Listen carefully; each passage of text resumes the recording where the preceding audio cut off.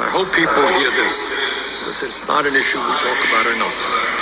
Today in America, 28.5 million Americans, 18% of our workforce, now work over 60 hours a week, and 40% of employees in America now work at least 50 hours a week.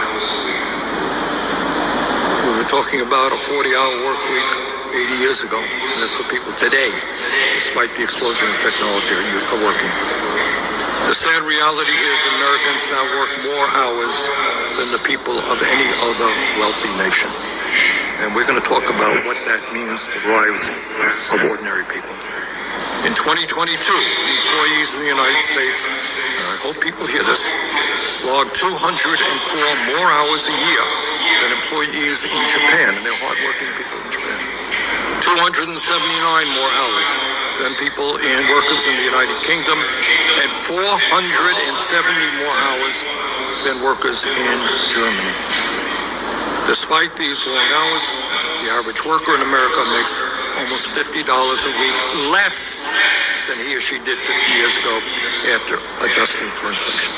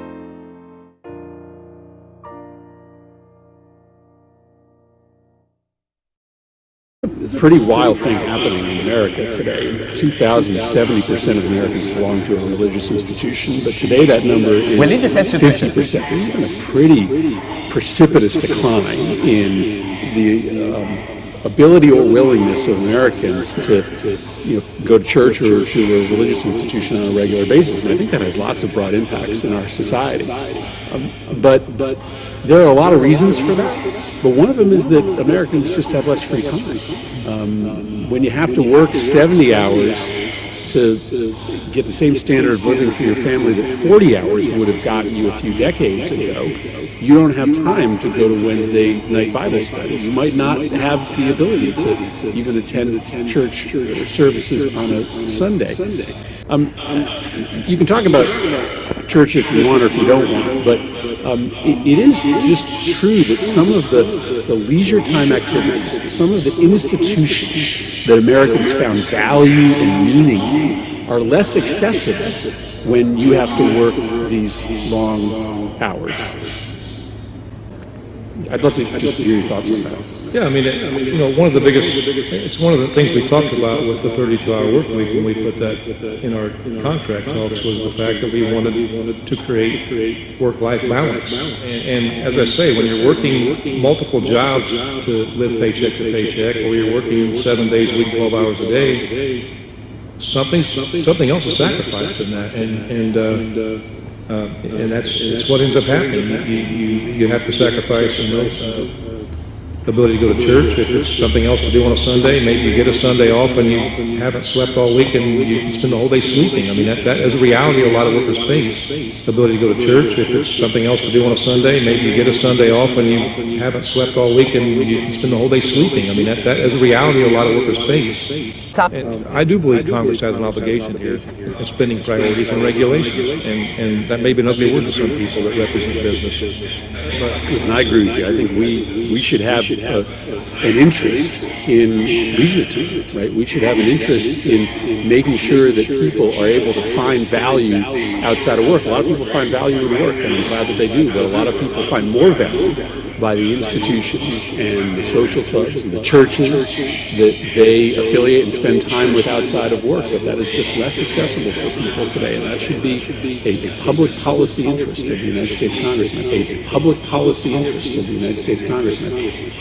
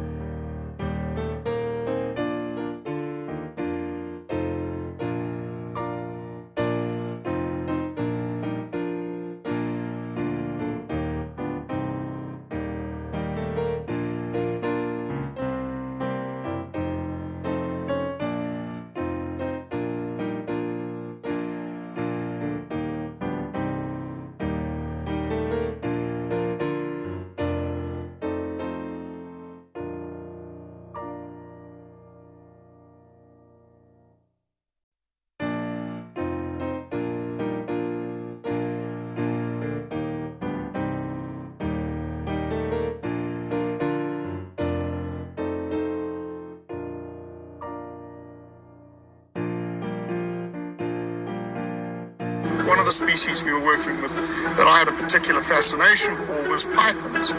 It's a firm white meat, not unlike a cross between chicken and calamari. One of the species we were working with that I had a particular fascination for was pythons. It's a firm white meat, not unlike a cross between chicken and calamari. I've eaten it a lot. One of the species we were working with that I had a particular fascination for was pythons. It's a firm white meat, not unlike a cross between chicken and calamari. I've eaten it a lot.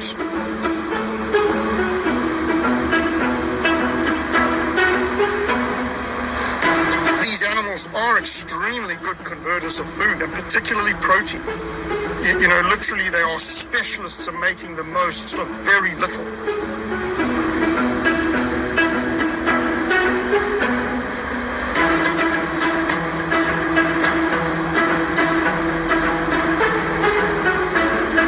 Mature very quickly. A female will reach maturity within 3 years, and thereafter they can lay 50 up to 100 eggs per year for the next 20 years. So that's a huge number of offspring from one individual.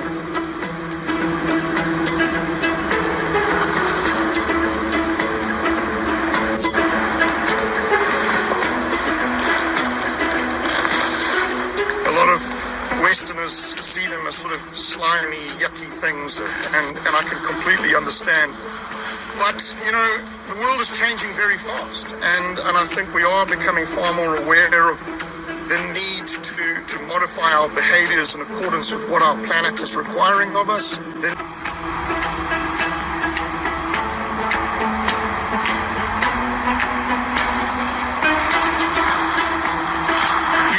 It's not the most exciting meat. It's bland. You know, you really need to spice it up. A lot of salt and pepper, chili, things like that. But it's great.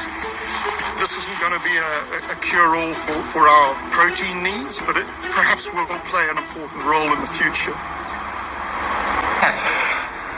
And then I can extend my life. Oh, that is playing God. The old serpent is at it again. The old enemy of Scottsdale Cryogenics Company is letting Fox News cameras inside to see their plans for the future. Freezing patients after they die so that one day they may live again. Fox's Jackie Ibanez has more. Inside these aluminum tanks of liquid nitrogen are the bodies and heads of roughly 200 people. The canisters are housed at an Alcor Life Extension Foundation's facility in Scottsdale, Arizona, where the patients inside, many of whom passed away from terminal illnesses, are preserving their bodies for the future. Instead of just disposing of the patient, give them to us. We're going to stabilize them, stop them getting worse, and hold them for as long as it takes for technology to catch up and allow them to come back to life. In order to be cryogenically frozen, a person must first be declared legally dead. But biologically, Alcor officials say a person's organs and body can be saved almost indefinitely. Dying is a process, and cryonics stops that process. Using a medical dummy, officials show how an ice bath, mechanical CPR device, and a respirator cool down a patient's body. Various medications are also used to prevent cells from damaging over time. Patients are then wrapped in what's referred to as a sleeping bag before placed inside their tank. Once that's happened, the body becomes a true solid, and absolutely nothing is happening in the body. 1978, the first test tube baby was considered shocking, immoral, unethical, and people wondered, is this a human? And the same type of criticism is often reflected on cryonics. It will cost you a minimum of $200,000 to freeze your entire body or $80,000 to freeze your brain. Jackie Ibanez, Fox News.